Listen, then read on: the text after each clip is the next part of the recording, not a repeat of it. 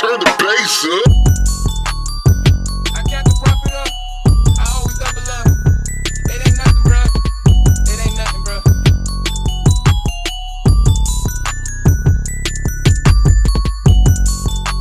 Hey, True Believers. I wanted to go over something different. I wanted to face a fear and go over something that's been part of my life for the better part of a decade or so. I watched Alien and Aliens at a very young age. I don't know what possessed my parents to put it on and have me watch it, but I did. And I remember just that idea of body assault that the facehugger does. It ingrained in me and terrified me. And I remember whenever I try to play Star Trek with my friends or any type of action figures, somehow the facehugger always became a part of it. I even remember in 5th and 6th grade, I started writing fan fictions about him. And it was around this time where I lived. It was a small little town, and I was always stuck at my dad's shop for a good majority of the day while my mom worked. And thankfully, mercifully, there was this coffee/bookstore in the back, like on the other side of the lot. And I would go there, and my dad would give me a couple bucks. And I'm perusing through and, looking for sci-fi. I love Star Trek novels and, of course, the Goosebumps at that age. But I happened upon Aliens Nightmare Asylum by Steve Perry. No idea what it was. I saw that it was book 2, but didn't know anything about it. Couldn't find the other 2 books. So I picked it up, ignorant to the fact that at this time, Dark Horse had essentially wrote the sequel after Aliens, which showed Newt and Hicks being the survivors of the Sulaco and eventually Earth being taken over by the aliens and them having to become refugees to the stars and eventually hooking up with Ripley and reclaiming Earth. That was the original Dark Horse comics. The novel that I read was based off that series, but because Alien 3 had come about, the book and the comics were redone, and Hicks became Wilkes, Newt became Billy, and Ripley was an android. In this one, you're introduced, you kind of see tensions between the Jordans, how they came to LV-426, which eventually became Hadley's Hope, or Acheron, which means River of Pain, weirdly enough. But they're not getting their needs fulfilled. Russ came, with the heart of a pioneer and an explorer wanting to find stuff, and it's just causing a rift between their marriage. And then we're introduced to the new head of security, Captain Brackett, who, and this I thought was kind of a stretch, but worked within the narrative, had a relationship with Jorden before she was married, and he broke off the relationship when he joined the Colonial Marines. So coming back it sort of goes full circle, and you can feel the tension between these two, the jealousy of Russ. But then when Russ is given the assignment to go check out the derelict ship, he's more chipper because he finally sees a way of fulfilling what he needs, and Anne sees that he's not as angry or bitter or jealous, and she dives into it with him, which we see in the director's cut of Alien, where they're kind of jokingly going up and talking about this huge, juicy magnetic signature and how Russ says, I have too many partners, and, just family antics. It was sweet to kind of set that scene up, which, of course, leads into in the movie where Newt notices that her parents are gone for a long period of time, and she's trying to tell her brother, and he says, leave me alone, you're trying to scare me, and her mother rips open the door screaming Mayday on the radio, and then we get that reveal of the facehugger parasite on Russ's face and Newt screaming, and then cuts away. And for the movie, that works. Cinematically, it's horrific.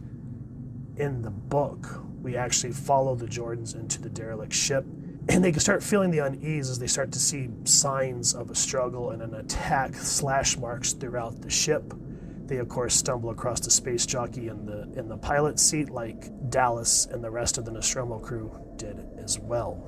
And what Golden does so masterfully in this scene is they both agree that they're going to go for an extended period of time because the kids are used to them doing expeditions like this.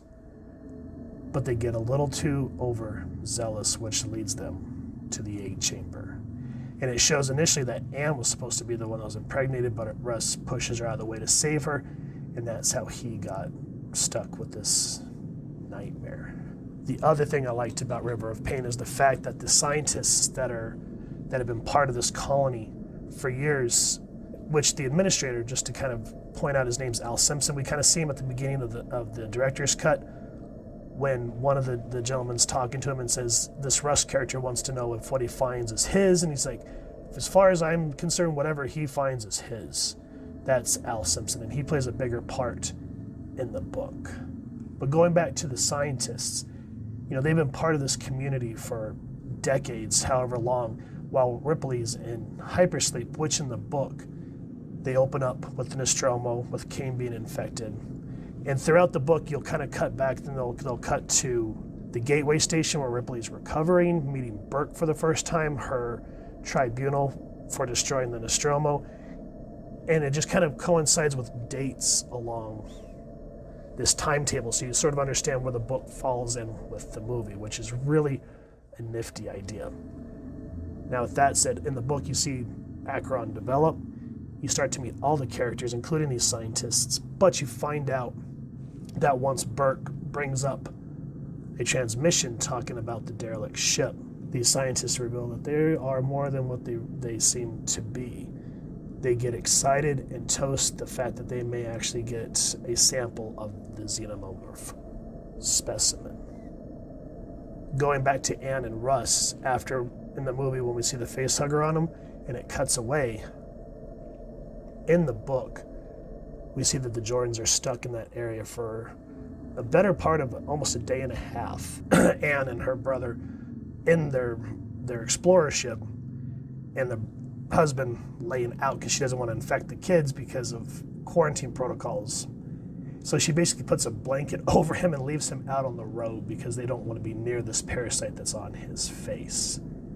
The scientists, when they get back to Acheron, the scientists take him, and there's a whole lot of screaming and dread as people see what happened to Russ as the doctors rush him away.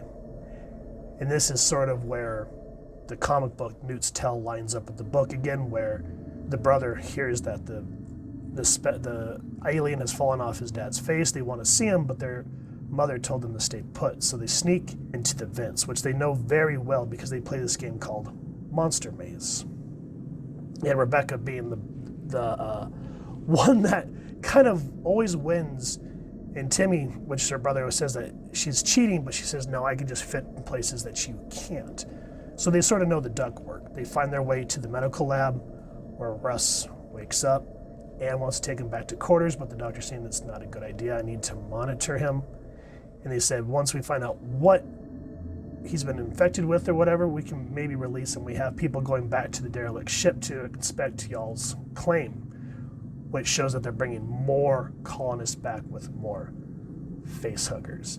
And at that point, like in the comic, Russ falls back in pain, revealing the alien as it tears from his ribcage. I like this in the movie, and I like this in the novel and the comic, because then it shows why Rebecca Jorden Newt is so scarred. And you get to learn more of Anne's plight. Like in the book, the comic book Newt's Tell, the mom is more, kind of just goes along with the colonists saying, we need to go here, we need to hold up here. In this, she's trying to find ways that she can save her kids. She says, I want to take Brackett because she trusts him as a previous lover and now friend, but the feelings start to form more. And we should probably get in one of the Wildcats, I think they're what they're called, and just get off the colony and hope that a rescue ship comes and they can find us, but we want to get away from these alien species who, rapidly grow exponentially and start slaughtering everyone. And then like in the book, everyone starts holding up, starts leaving their quarters because they don't know what type of threat this is. And then unlike the comic and the movie, you do find out that the scientists years ago had an escape ship set in place for any type of such emergency. Their sole responsibility is to get a sample back to Weyland Yutani. So everything kind of breaks up. We have Brackett with his team trying to get down to the hive to destroy the hive. We have Newt's mother trying to plan an escape route.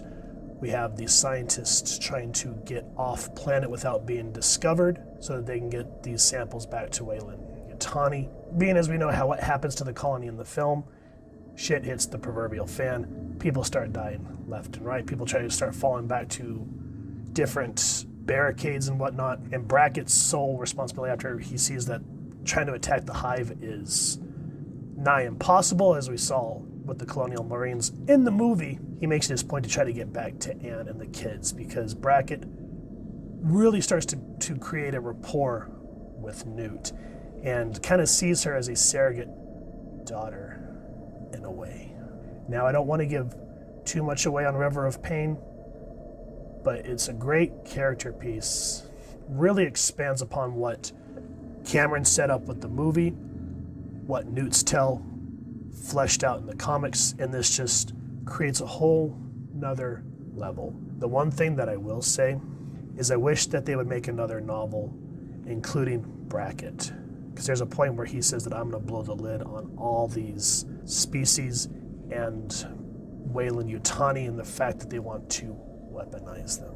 There is a bittersweet ending to the novel that I was not expecting, which sadly leaves Newt in her tragic position, but it really sets up that it could be another novel and a series in and of itself if it wanted to. So I highly recommend Alien River of Pain, especially if you are an Alien fan such as myself.